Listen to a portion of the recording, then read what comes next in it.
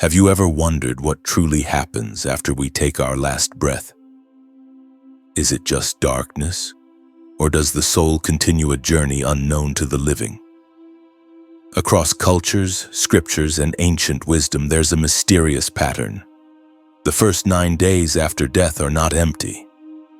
They are filled with movement, transformation, and cosmic decisions. This isn't just folklore. It's a map of the soul's transition, carefully hidden in Vedic texts, Tibetan rituals, Egyptian scrolls, and even modern near-death experiences. Today, in this profound journey, we'll explore what really happens to the soul from the moment of death till the 9th day, as per ancient beliefs and spiritual sciences. And as we unfold each day, you may just begin to understand death, not as an end, but as a sacred transformation. Before we step into the after-death experience, we must understand what the soul is. In the Vedic tradition, the soul is called Atman, eternal, indestructible, and pure consciousness. The physical body is just a vessel. The real you is the soul. In Tibetan Buddhism, they speak of the bardo, the intermediate state between death and rebirth. In Egyptian texts, the soul is composed of multiple parts, Ka, Ba, and Ach, each playing a role after death. What's fascinating is that despite being thousands of miles apart, all these traditions agree. The soul does not die with the body. Instead, its real journey begins.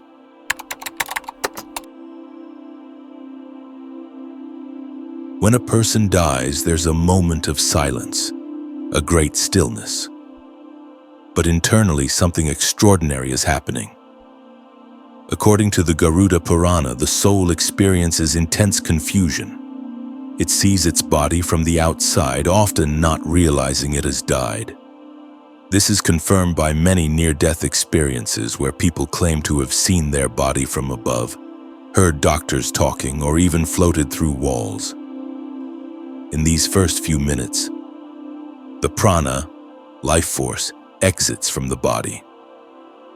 The subtle body, Sukshma Sharir, which carries impressions of the mind, senses, and karma, lifts out. The soul may try to communicate with loved ones, but no one can hear it. This phase is marked by denial, attachment, and disorientation.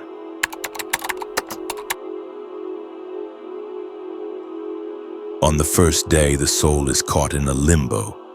It doesn't want to leave. It clings to familiar surroundings, home, family, body. Why? Because the soul is still attached to its identity. It doesn't know where to go. This is why many cultures, especially in Hinduism and Buddhism, conduct immediate prayers, chanting, and mantras to help guide the soul. In Hinduism, the Antim Sanskar, last rites, are done with sacred fire to sever ties between body and soul. In Buddhism, monks chant passages from the Bardo Thodol to guide the consciousness into higher states. The soul is still present during this time. It watches, listens, and often cries silently.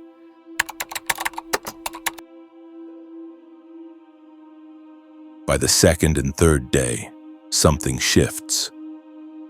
The soul realizes it is no longer alive, and a deep emotional pain sets in. It sees loved ones grieving. It feels helpless, wanting to comfort but unable to do anything. Some souls, especially those with unfinished business, try to stay back.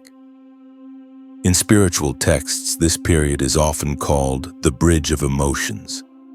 If the soul was very materialistic or heavily attached to relationships, it finds it very hard to move on. This is why it's advised not to cry excessively near the dead body, as it pulls the soul back energetically, causing confusion.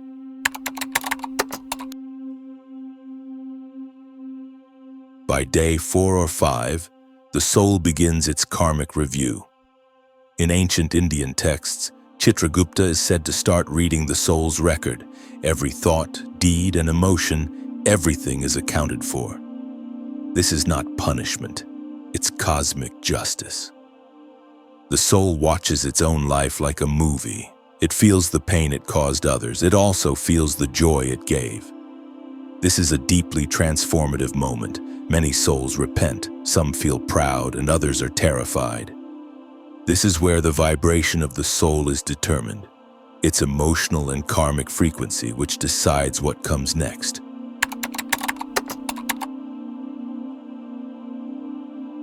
By the sixth day, the soul is no longer in denial.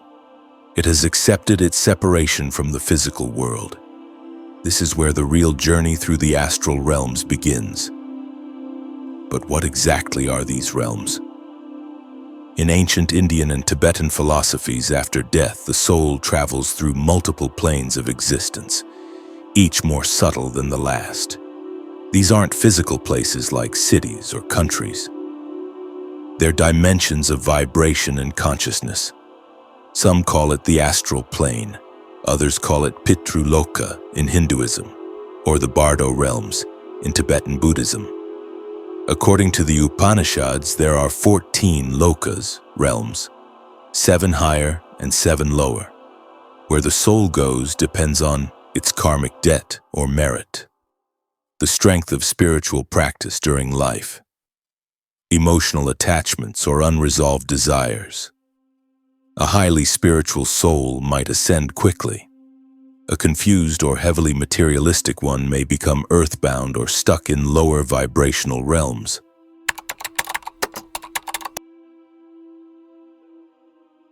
By this stage, the soul is no longer alone.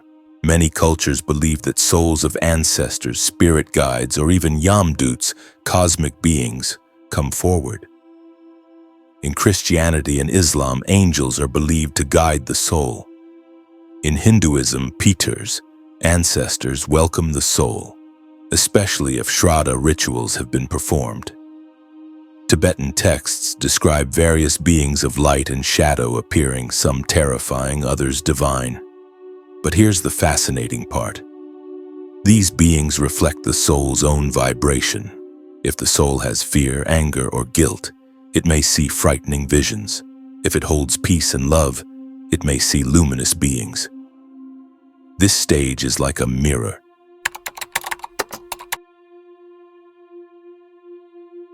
Many esoteric traditions describe this as a testing phase. The soul may be presented with visions of pleasure, reminders of attachments, even opportunities to return to earth as a ghost or spirit. But these are tests of detachment. If the soul gets too attached to earthly desires, it might become trapped in the lower astral, turning into a wandering spirit or restless ghost. This is why performing rituals like Pindadan, Tarpan, and chanting mantras is crucial in Hinduism, to help cut the cords of desire and lift the soul upward.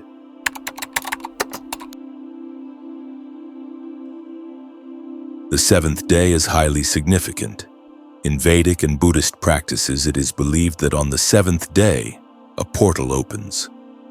The soul is given a choice, or sometimes a judgment, to determine its next phase: rebirth, ascent to higher realms, or being trapped in a middle state due to heavy karma. Some souls, especially those who died unnaturally or suddenly, may not be ready. They may resist the portal or become lost. This is why the seventh-day ritual, Sapindi Karma, is performed in Hinduism, to help merge the soul with its ancestors, forming a spiritual GPS for further journeying.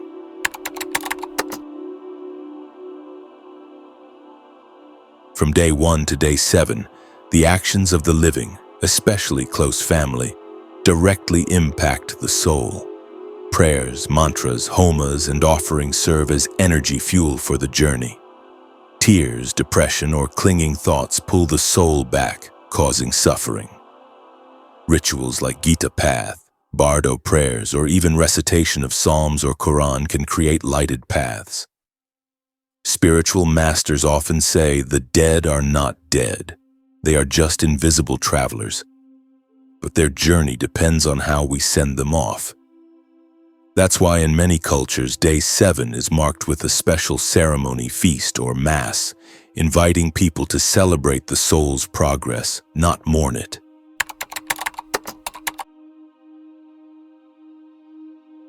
In the Garuda Purana, it is said that King Janaka, after death, was confused and restless.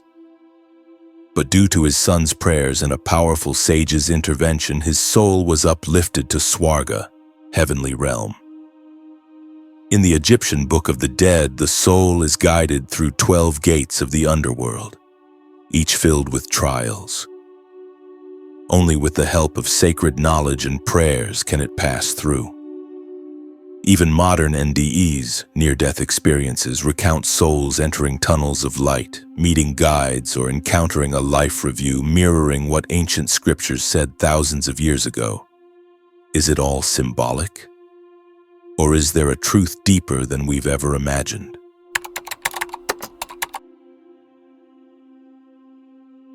Ever wondered why 7 is such a sacred number? 7 days of the week, 7 chakras, 7 colors of light, 7 heavens in Islamic cosmology, 7 planes of existence in theosophy, and now 7 days of the soul's journey before a transition. Coincidence or divine design? This pattern suggests that the soul is passing through a cosmic initiation, a gateway through vibrational levels of reality.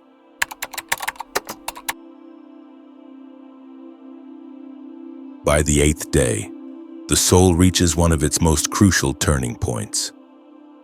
All the experiences from day 1 till now, emotions, karmic review, encounters with astral beings, culminate in a cosmic decision.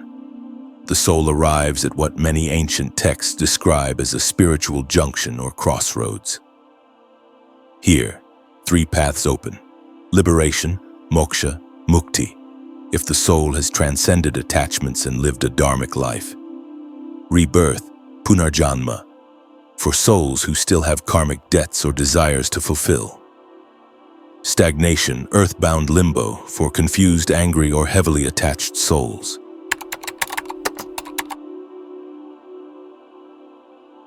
If the soul hasn't achieved liberation, it is gently, or sometimes forcefully, guided into the cycle of reincarnation, the endless wheel of birth and death known as samsara.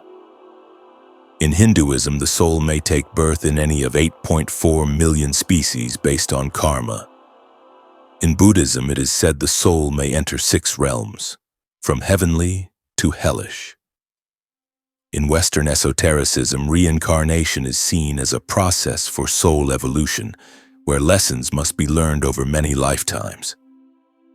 The soul, now stripped of its last identity, begins to lose memory of its past life.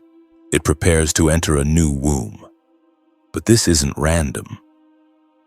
Spiritual texts say that a vibrational match is made between the soul and the future parents, guided by karma and cosmic intelligence. The soul hovers near the womb for days or weeks, sometimes influencing events until conception occurs. And then, the veil of forgetfulness descends.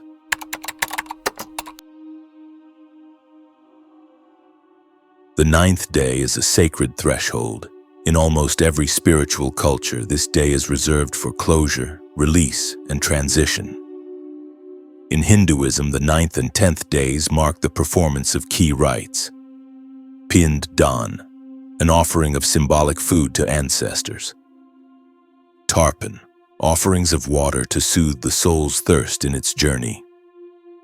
Narayan Bali, done if the soul faced sudden or unnatural death. In Christian traditions, the 9th day is often marked with a mass or novena, praying for the soul's peace and elevation. In Buddhism, practitioners chant from the Tibetan Book of the Dead for 49 days, but the 9th day is especially emphasized as a checkpoint. Why is this day so important? Because it is believed that after the 9th day, the soul either crosses into the next realm or remains trapped if the necessary release hasn't happened. It's like a spiritual departure lounge, and the rituals, prayers, and thoughts of the living act as the boarding pass.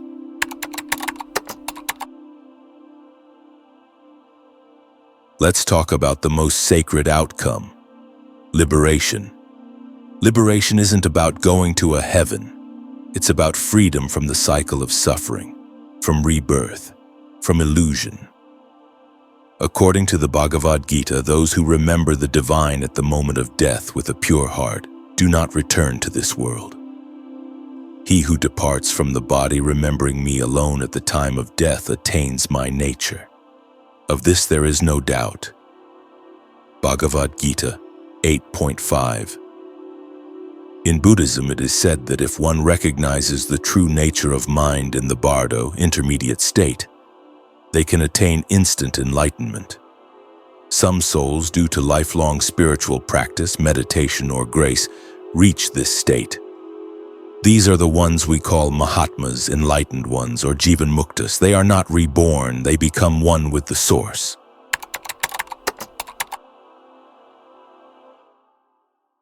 Not all souls move on. Some remain stuck in the earth plane, becoming what many cultures refer to as ghosts, spirits, or restless entities. Why does this happen? Sudden or violent death, accidents, suicide, murder, intense attachment to loved ones, property, or unfulfilled desires, excessive guilt, fear, or confusion, improper last rites, or no spiritual guidance. These souls linger near their homes trying to communicate, appearing in dreams or affecting energy fields. This is why post-death rituals are vital. They act like a spiritual GPS and send the soul toward light.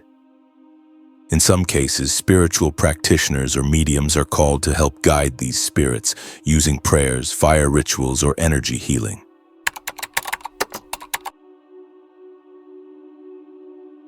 If someone you love has passed, your role is not over. In fact, it may just be beginning. You can support the soul by praying sincerely for their peace, reciting mantras like Om Namo Bhagavate Vasudevaya or Om Mani Padme Hum, lighting a lamp every day for 9 days, offering food or water symbolic in their name, forgiving them and asking for forgiveness. Remember, your emotions become their energy. If you cry in pain, they feel it. If you release them in peace, they move on gracefully.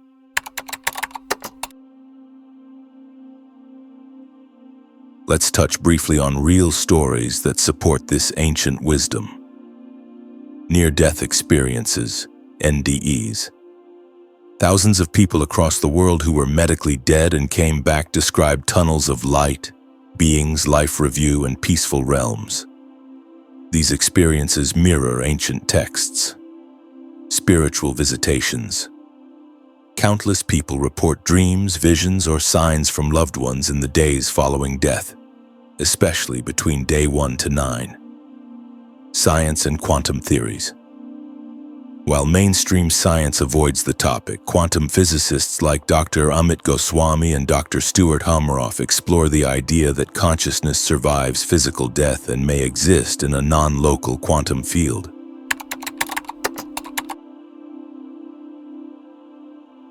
What we call death is simply a change of form, a shift in energy, a movement of consciousness. The first 9 days after death are not to be feared. They are to be understood and honored. They are a sacred opportunity for the soul to let go, for the living to guide, and for both to evolve. If we truly grasp this process, we will no longer mourn blindly. Instead, we will celebrate the soul's return home, honor its journey, and live our own lives with greater meaning, purpose, and awareness. If this video opened your eyes to a world beyond the physical, if you felt a deep inner knowing rise up, then don't keep it to yourself. Share this with someone who has lost a loved one or someone searching for answers about the afterlife. And subscribe to this channel for more spiritual truths and ancient wisdom. Because here we don't just talk about life, we explore what lies beyond it. This is Ancient Philosopher. Until next time, walk in awareness and live in light.